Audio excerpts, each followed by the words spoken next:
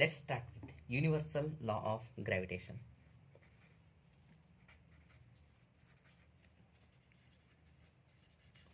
Universal law of gravitation. It is also called as Newton's law of gravitation.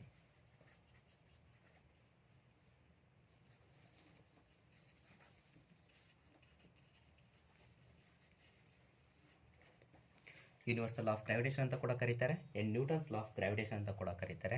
So ಎರಡು ಹೆಸರಿಂದ ಕರೀತಾರೆ. Then ಇದ್ರ statement ಏನು ಹಾಗಾದ್ರೆ? ಸ್ಟೇಟ್ಮೆಂಟ್ ಏನಿದೆ? Every body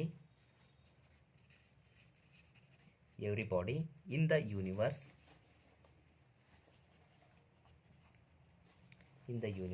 attracts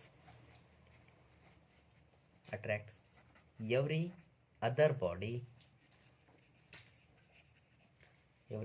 body with a force which is directly proportional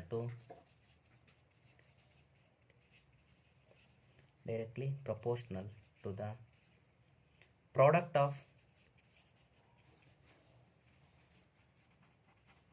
their masses and inversely proportional to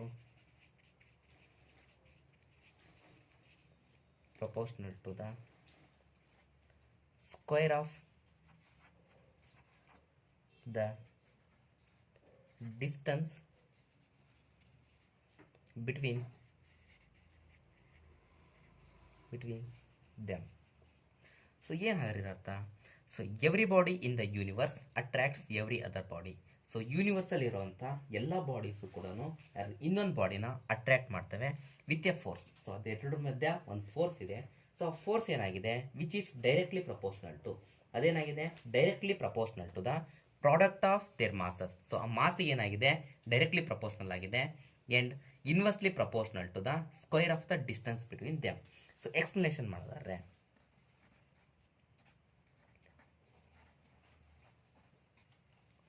so ಏನಾಗಿದೆ? ಇಲ್ಲೊಂದು body ಇದೆ.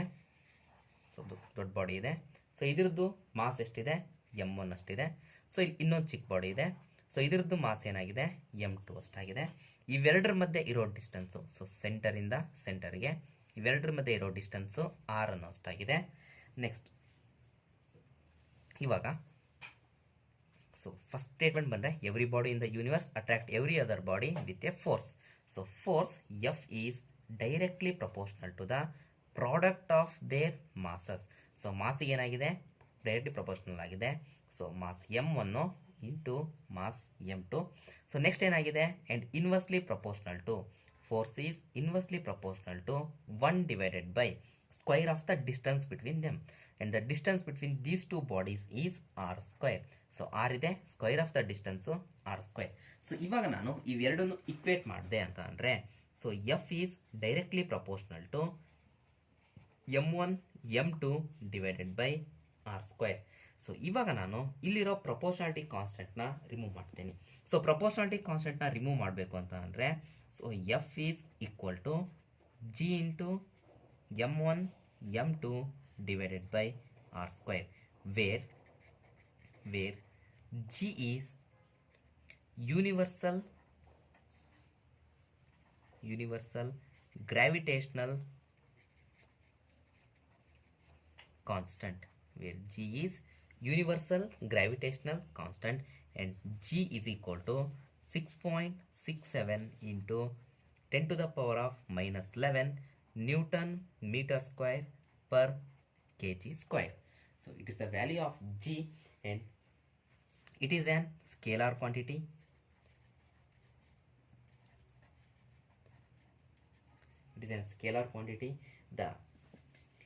In the CGS system, so this is in the SI system.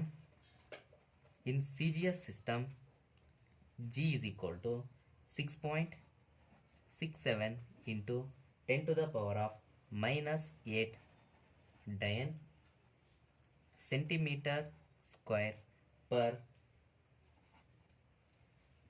gram square.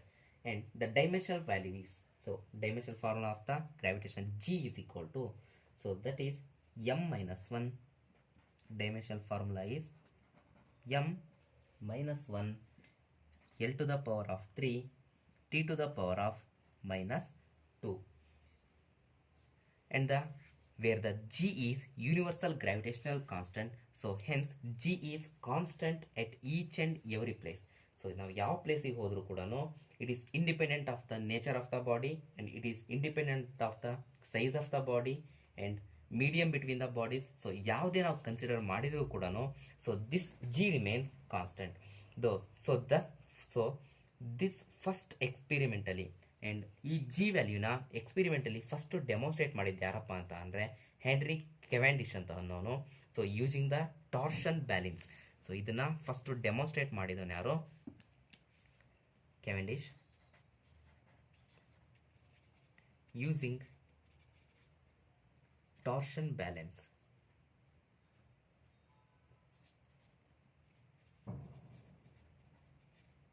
Using torsion balance.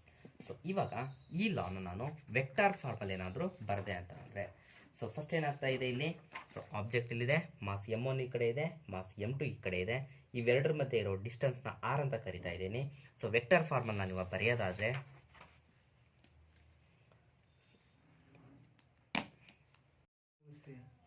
So vector form of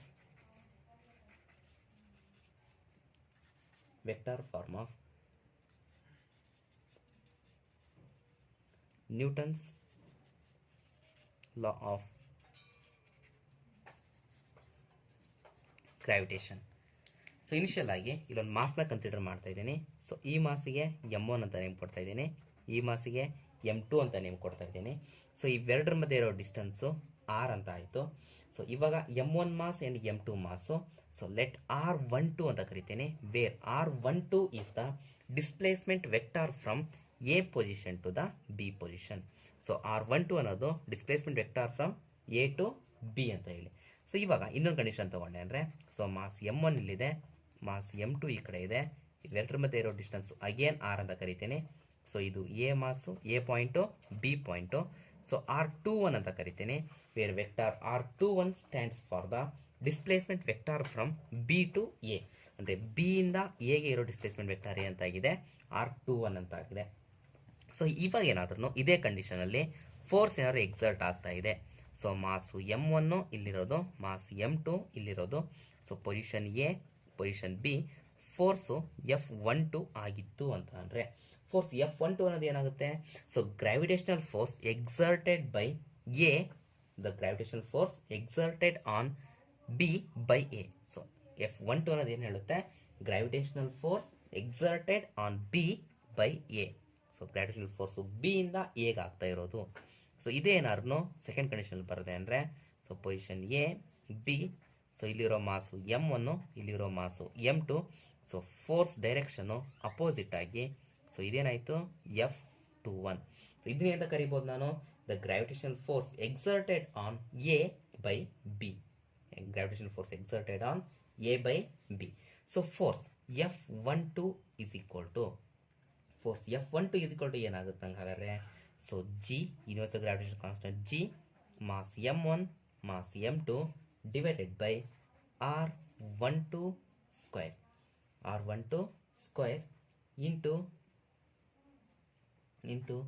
r12 cap, where r12 cap stands for the unit vector, where r12 cap stands for the unit vector.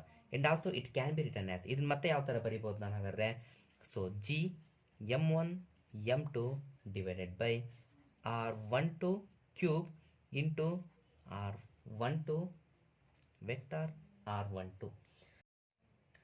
So ಇಲ್ಲಿಂದ ಏನಾಯಿತು, F12 is equal to, so plus G m1 m2 r21 square into r21 cap, that is also equal to, so G m1 m2 divided by r21 cube into r21 square.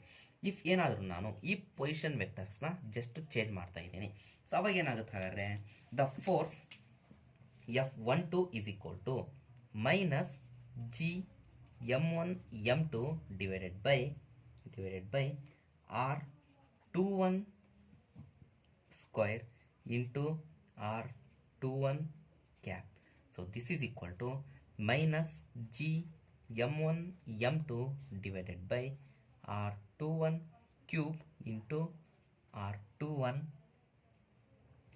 vector.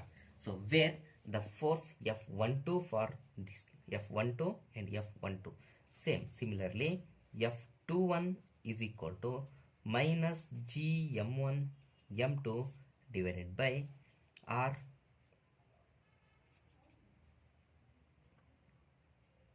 R12 square into R12 cap.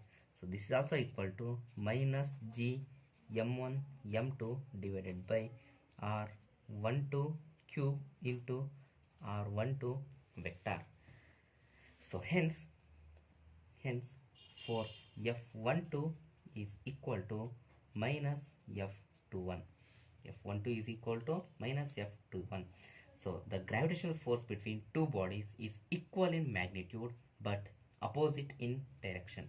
So hence we can conclude that it is equal in magnitude but opposite in direction.